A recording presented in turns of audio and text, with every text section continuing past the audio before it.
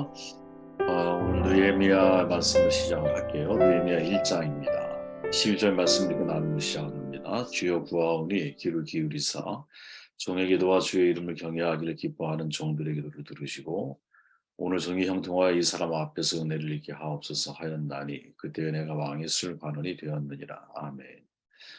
현 위치에서 사명을 찾으라라는 제목이고요. 제가 느헤미야를 통해서 보는 중요한 어떤 흐름이 있다면 그것은 에스라 같은 경우는 성전과 예배에 관한 말씀이니까 신자의 삶에 대한 이제 교회의 내부적인 삶에 대한 메시지를 전하고 있다면 느헤미야는 일종의 우리의 일상의 삶 속에서 내가 어떤 삶을 살아야 할까? 각자 자기가 속해 있는 이제 삶의 터전이 다르잖아요. 학교일 수도 있고 직장일 수도 있고 사업을 하시는 분도 있고 뭐 저 같은 경우는 목회를 하고 있고 다양한 자신의 자리가 있는데 그 일상 속에서 우리가 어떤 삶을 살아야 될까 이런 관점을 가지고 느헤미야를 보면 중요한 메시지를 저와 여러분들이 얻을 수 있다고 저는 생각을 합니다.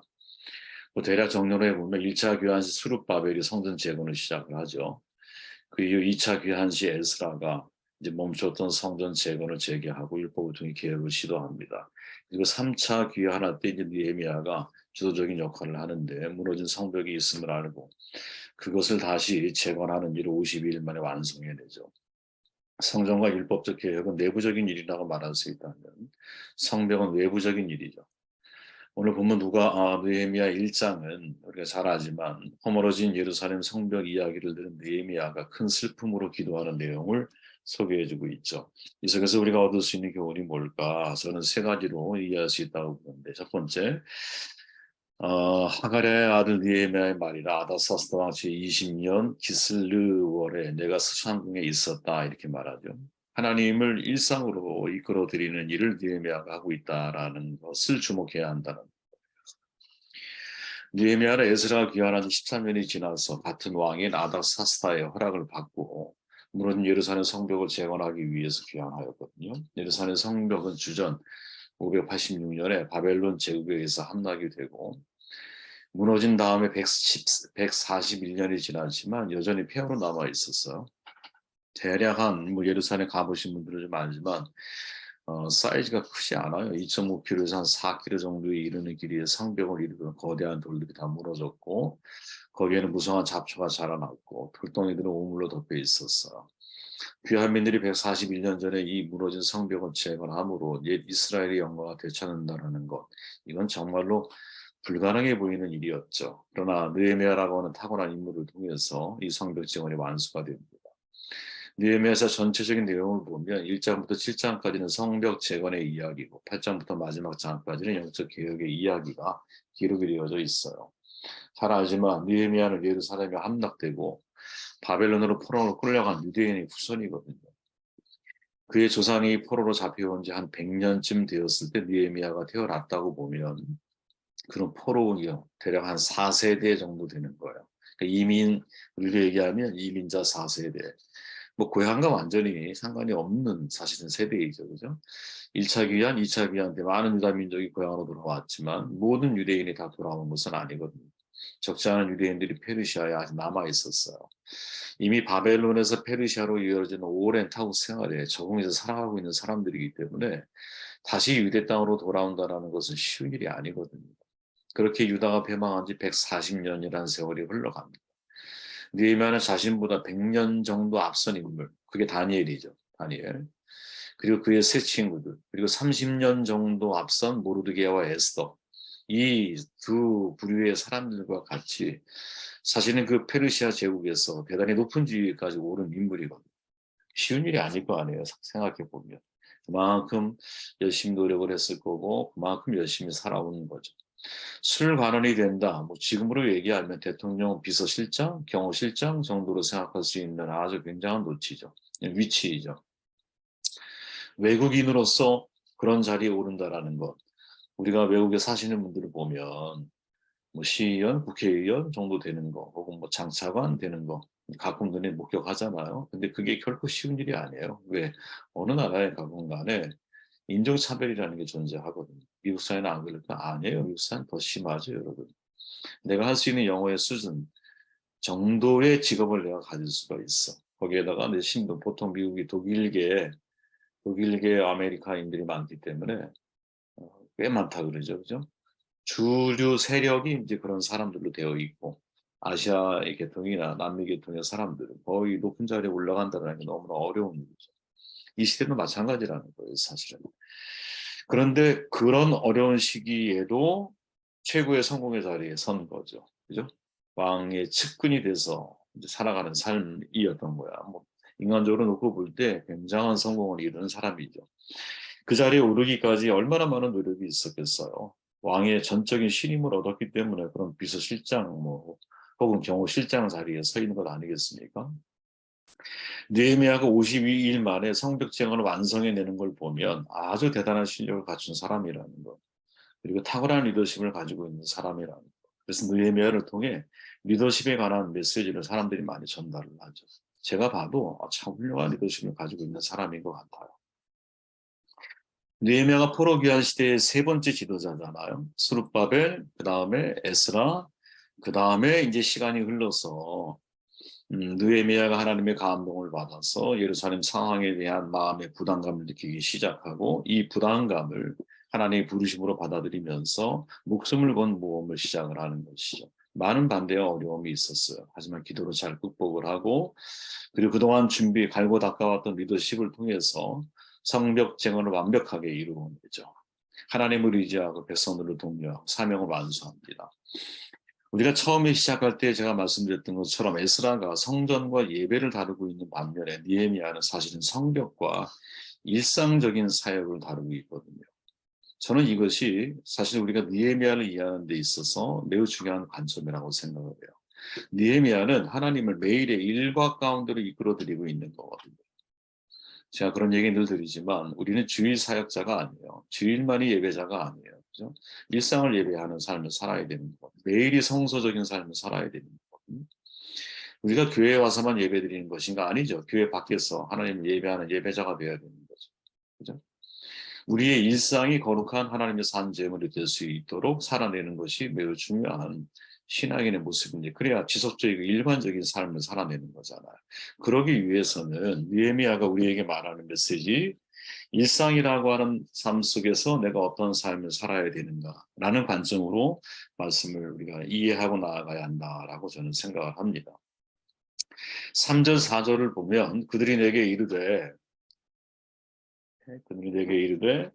사로잡힘을 면하고 남아있는 자들이 그 지방 거기에서 큰 환난을 당하고 능력을 받으며 예루살렘 성은 허물어지고 성문을 불탔다 하는지라 내가 이 말을 듣고 앉아서 울고 수일 동안 슬퍼하며 하늘의 하나님 앞에 금식하며 기도하여 하나니라고 하는 사람은 느헤미야의 친형제였던 것 같아요. 그를 통해서 고향의 소식을 묻게 되고 하나님의 비참한 현실을 전하죠. 그리고 느헤미야가 사실은 그것을 마음에 품고 하나님 앞에 기도를 하기 시작을 해요. 느헤미야의 기도의 내용을 보면 중요한 내용을 포함하고 있거든요. 첫째로 하나님이 어떤 분인지에 대한 믿음의 고백. 둘째로 느헤미야는 자신과 자신의 조상들이 범죄한 것을 하나님 앞에 회개를 해요. 그죠? 마치 에스라처럼 자기 죄만이 아니라 조상의 당대 이스라엘 백성들의 범죄를 자기 것으로 받아들이고 하나님께 자복을 해요. 그리고 셋째는 모세에게 하나님께서 주셨던 말씀에서 하나님의 약속을 주장을 해요. 8절 9절에 가보면. 그리고 넷째로 모세와 광야에서 범죄한 백성들을 위해서 하나님 기도할 때처럼 느헤미야도 이 백성이 하나님의 백성임을 강조하면서 이 일이 백성에게 주신 하나님의 영예와 관련된 거라고 주장을 하거든요. 10절 말씀이에요.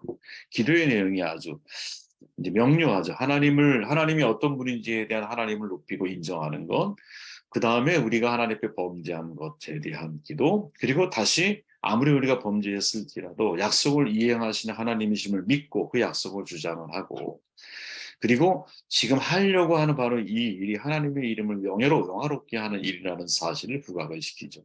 사실 이게 우리의 기도의 내용에 중요한 내용이 될 수 있는 거죠. 먼저 하나님을 높여드리고 그 다음에 하나님 앞에서 나의 삶의 실존적인 모습을 돌아보고 그리고 하나님의 약속을 내가 의지해서 우리를 얘기하면 예수 그리스도를 의지해서 그래서 하나님을 어떻게 하면 영화롭게 할 수 있을까에 대한 기도의 발전을 우리가 가져올 수 있다면 얼마나 좋을까. 그런데 이런 훌륭한 내용이 이제 물론 있지만 제 눈을 사로잡은 것은 뭐냐면 이제 11절에 보면 이렇게 말하죠. 주여 구하오니 귀를 기울이사 종의 기도와 주의 이름을 경외하고 기뻐하는 종들의 기도를 들으시고 오늘 종이 형통하여 이 사람 앞에서 은혜를 입게 하옵소서 하였나니 그때 내가 왕의 술관원이 되었느니라. 아멘. 느헤미야는 이 사람 아닥사스다 왕의 허락을 얻어 예루살렘에 돌아가서 무언가를 할 수 있도록 하나님의 은혜를 구하고 저는 이 장면을 우리가 좀 주목해야 한다고 봐요. 그의 기도는 지금 대가를 지불할 준비가 되어 있는 기도거든요. 대가를 지불할 준비가 되어 있다라는 거예요. 그러니까 허물어진 성벽 재건을 위해서 누군가 하나님의 방법대로 그 일을 행하십시오 이렇게 기도하는 게 아니에요. 그 거룩한 부담감을 나의 부담감으로 끌어안고 그죠? 하나님께 은혜를 구하는데 어떻게 구하느냐? 이 사람 즉 아닥사스다 왕 앞에서 내가 은혜를 입어서 바로 그 성전을 재건하는 성벽을 재건하는 일을 내가 감당하겠습니다. 하나님이 나에게 은혜를 주시면 하나님 제가 그 일을 감당하겠습니다. 이렇게 말하고 있는 거거든요. 사실 이 기도는 되게 주목해야 할 기도라고 봐요. 왜? 우리의 기도가 힘이 없는 이유가 뭐냐? 대가 지불에 대한 생각이 전혀 없기 때문인 거예요. 여러분 사명이 있다라는 거 모르는 사람이 어디 있어요? 그런데 왜 사명을 여러분들이 받아들이고 사명을 실천하며 살아가지를 못할까요? 내가 그 사명을 내 것으로 받아들여서 하나님 제가 그 일을 할게요. 여기까지 안 가는 거죠. 우리의 일상적인 삶, 내 일터, 직장, 사업, 그 어떠한 자리에 내가 있다 할지라도 그것이 선별이잖아요. 우리의 믿음은. 그죠? 독일에서의 직업이라고 하는 것은 사명이라는 말이 포함되어 있잖아요. 그렇죠? 루프라고 하는 그 단어 속에. 우리도 마찬가지인 거거든요. 일 속에, 노동 속에 사명이 그 속에 담겨 있는 거. 그럼 어떻게 내가 일하고 있는 직장 속에서의 사명을 감당하는 사람이 될 수 있느냐? 느헤미야처럼 기도를 해야 하는 것이죠. 내가 하나님 앞에 은혜를 입어서 지금 이 일터에서 하나님이 내게 원하시는 사명을 제가 감당하겠습니다. 그래서 이렇게 기도를 해야 되는 거죠. 예, 기도의 결과를 책임질 각오가 내가 되어 있어야 되는 것이. 그죠? 나의 모든 성공과 업적, 직책, 직위, 위치, 이 모든 걸 다 떠나서, 그죠? 하나님 앞에 내가 기도하며, 기도하는 그것에 대한 대가 지불을 내가 각오하고 있을 때, 그때 사명이 선명해지는 것이고, 그때 아닥사스다 왕의 은혜를 입었던 느헤미야처럼 우리 역시 그 일을 감당할 수 있는 은혜를 경험하게 되는 것이 아닌가. 이 주목해야 할 느헤미야의 첫 번째 특징이 아닌가. 11절 말씀을 다시 보면 그때 내가 왕의 술관원이 되었느니라. 이게 되게 중요한 구절이죠. 현 위치에서 사명을 찾고 있는 거죠. 그죠? 3절을 여러분 표준 세번역으로 보면 이렇게 말해요. 그들이 나에게 대답하였다. 사로잡혀 오지 않고 그 지방에 남아있는 사람들, 예루살렘 성벽은 허물어지고 성문들은 다 불에 탔습니다. 하나님의 소식을 듣고 자기 자신이 하나님께 금식하며 수일 동안 울면서 기도하면서 마지막 느헤미야의 고백은 뭐냐? 내가 술관원 자리에 있었다라는 거죠. 마치 이 장면은 여러분 우리가 다음에 이제 또 묵상하겠지만 모르드게가 에스더를 향해서 한 고백과 너무나 유사하죠. 그죠? 모르드게가 에스더를 향해서 이렇게 말하잖아요. 너는 왕궁에 있으니 모든 유다 중에 홀로 목숨을 건지리라 생각하지 말아라. 이때 내가 많이 잠잠할 말이 없으면 유다인은 다른 데로 말미암아 노인과 구원을 얻으려니와 너와 내 아버지 집은 멸망하리라. 내가 왕후의 자리를 얻은 것이 이때를 위함이 아닌지 누가 알겠느냐 하니 똑같은 내용이죠 사실은. 그죠? 똑같은 표현인 거예요. 느헤미야의 과거의 기록이 없어요. 그렇게 사실은 우리는 에스더를 통해서 묵상해 볼 수가 있거든요. 에스더 부모 다 잃었잖아. 사촌 오빠 모르드게의 손에서 자랐잖아. 모르드게가 사랑으로 양육을 했다고 성경은 증언을 해요. 조국의 땅을 단 한 번도 밟아보지 못한 이세야, 그죠?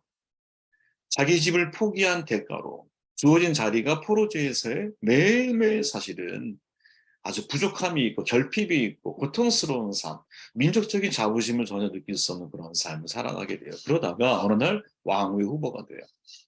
그죠? 우리로 하면 첩이 된 거지, 그죠? 그죠? 뭐라 그래요, 옛날에? 후궁이 된 거죠, 그죠? 이 모든 것들이 에스더가 의도하는 것은 하나도 없거든요. 내가 계획하지도 않고 꿈도 꾸지 않았던 삶과 환경으로 에스더는 지금 내몰려 있는 거야.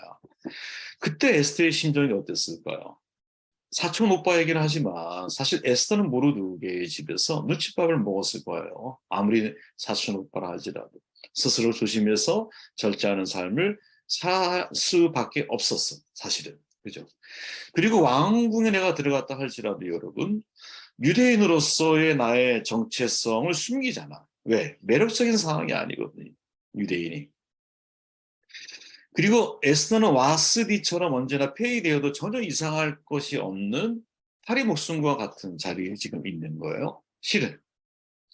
그 과정을 통해서 하나님의 에스더를 준비시키시고 에스더를 이 자리에 지금 서게 했거든요. 그죠? 그러니까 에스더의 입장에서 가만히 놓고 볼 때 내가 선택한 게 거의 없어. 지금의 이 모든 상황들은. 그죠? 근데 어찌어찌 하다 보니까 내가 왕후의 자리에 지금 서게 된 거야. 그죠? 그런데 이 모든 것들을 모르드게는 뭐라고 말해? 하나님이 너를 이때를 위해서 이 상황으로 너를 몰아오신 것이 아니냐. 지금의 네 자리가 분명 하나님의 뜻이 있는 자리가 아니냐. 이렇게 이야기를 하고 있어. 저는 여기에서 우리가 이 말씀을 우리 자신에게 적용해야 한다고 저는 생각을 합니다. 지금의 각자가 어떠한 과정을 통해서 그 자리에 섰는지 저는 모르죠. 네. 왜? 인생의 코스는 다 다르니까. 어, 여러분 각자가 지금의 이 자리에 서기까지 다양한 과정을 통해서 왔을 거예요. 내가 선택한 것도 있고 선택하지 않은 것도 있을 수 있어요. 그죠? 그러나 이 선택한 것과 선택하지 않은 모든 것들을 다 포함해서 우리가 기억해야 할 게 뭐냐? 지금의 이 자리는 분명 하나님이 내게 원하시는 사명을 감당하기 위해서 이 자리에까지 나를 이끌고 오셨다는 거죠. 그 시각을 가지고 내가 나의 삶의 짙은 리벤 자리를 확인할 수 있겠느냐. 이런 시각을 가지고 나의 삶의 자리를 받아들일 수 있겠느냐. 지금의 내가 서 있는 위치에서 내 사명이 무엇인지를 생각할 수 있겠느냐. 그것이 여러분 하나님이 나를 통해 일하실 수 있도록 나를 주님 앞에 드리는 중요한 방법이 아니겠느냐.